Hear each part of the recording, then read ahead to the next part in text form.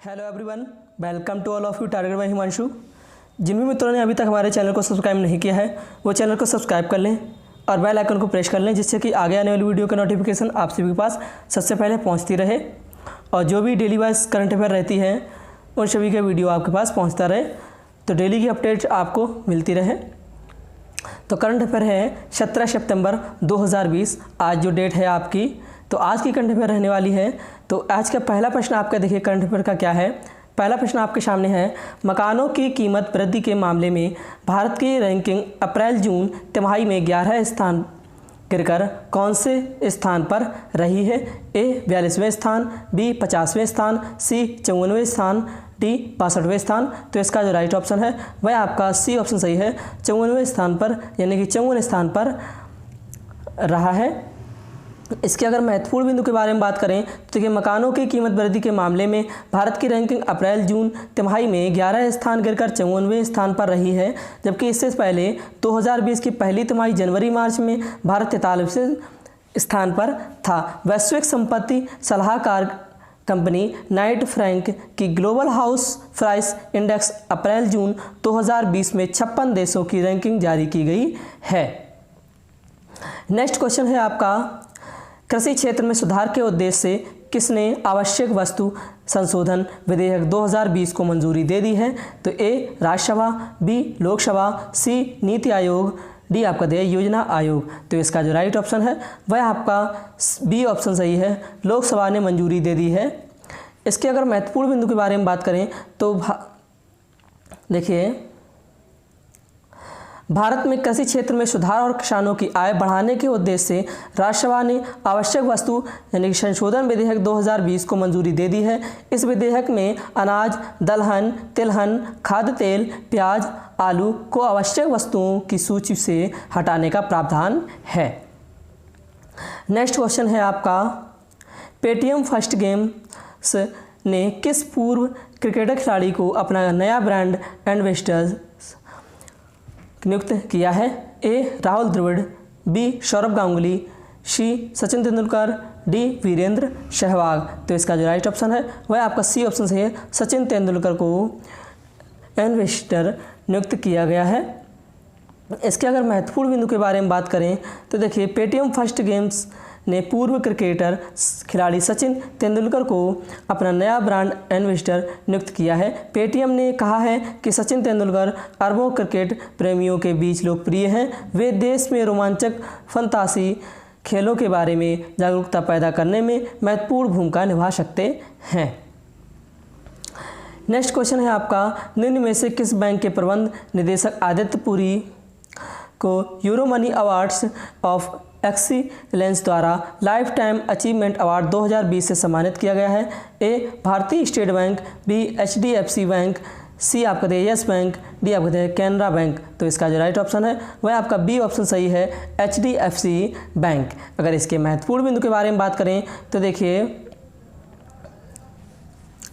HDFC bank के प्रबंध निदेशक आदित्य पुरी को भारत में एक विश्व स्तरीय बैंक के निर्माण के उनके कौशल के लिए euro money awards of excellence द्वारा लाइफ टाइम अचीवमेंट अवार्ड 2020 से सम्मानित किया गया है। यह अचीवमेंट अवार्ड सर्वश्रेष्ठ बैंकों और बैंकरों को दिया जाता है। इस अवार्ड की शुरुआत 1992 में हुई थी।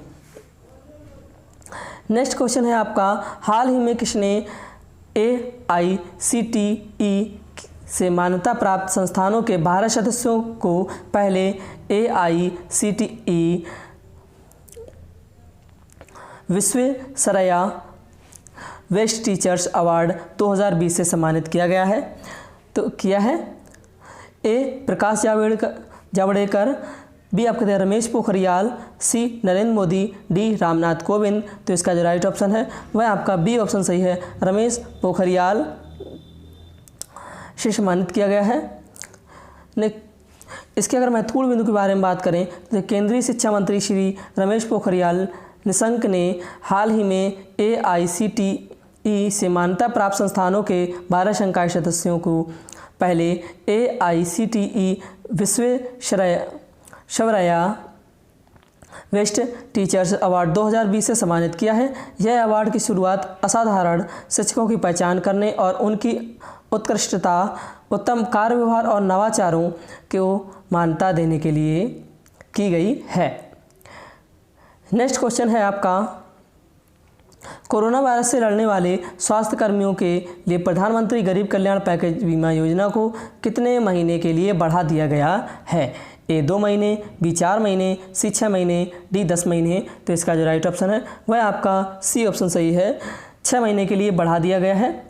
इसके अगर महत्वपूर्ण बिंदु के बारे में बात करें तो देखिए, कोरोना वायरस से लड़ने वाले स्वास्थ्य कर्मियों के लिए प्रधानमंत्री गरीब कल्याण पैकेज बीमा योजना को 6 महीने के लिए बढ़ा दिया गया है। यह योजना सामुदायिक स्वास्थ्य कर्मियों सहित स्वास्थ्य सेवा प्रदाताओं को 50 लाख रुपए तक का बीमा कवर देती है।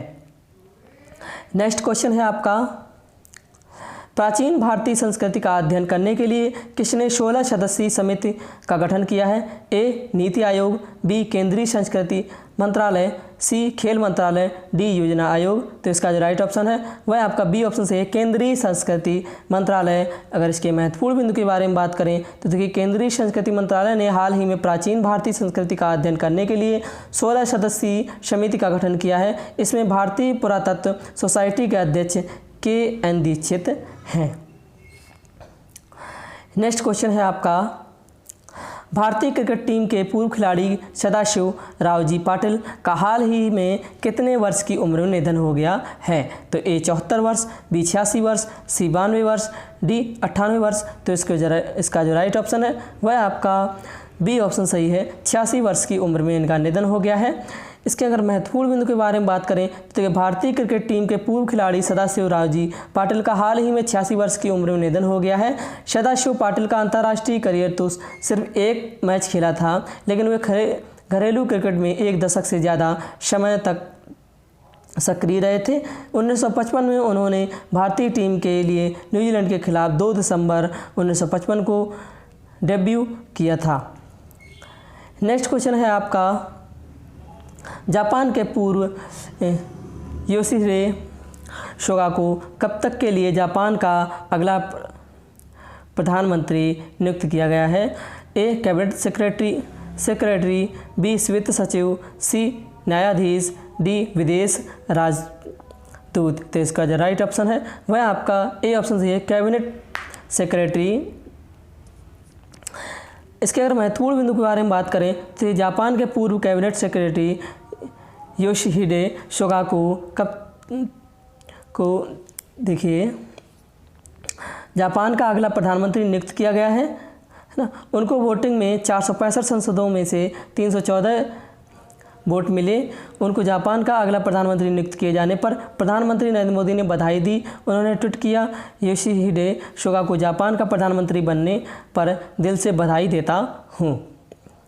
नेक्स्ट क्वेश्चन है आपका, भारतीय और किस देश के रक्षा शिष्टमंडलों ने रक्षा सहयोग के बारे में हाल ही में वर्चुअल विचार विमर्श आयोजित किया है? A Japan, B Austria, C America, D चीन। तो इसका जो राइट ऑप्शन है वह आपका सी ऑप्शन सही है, अमेरिका।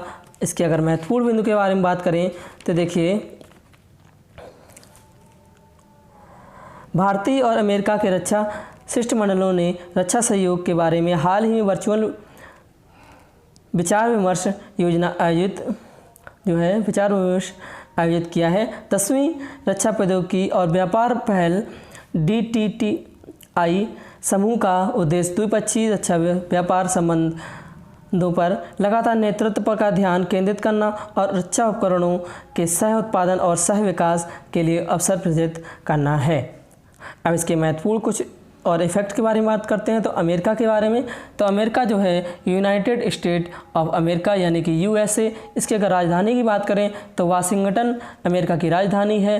अगर इसके सबसे बड़े शहर की बात करें तो न्यूयॉर्क शहर जो है अमेरिका का सबसे बड़ा शहर है।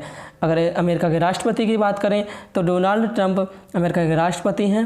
उपराष्ट्रपति की बात करें तो माइक पेंस जो हैं उपराष्ट्रपति हैं।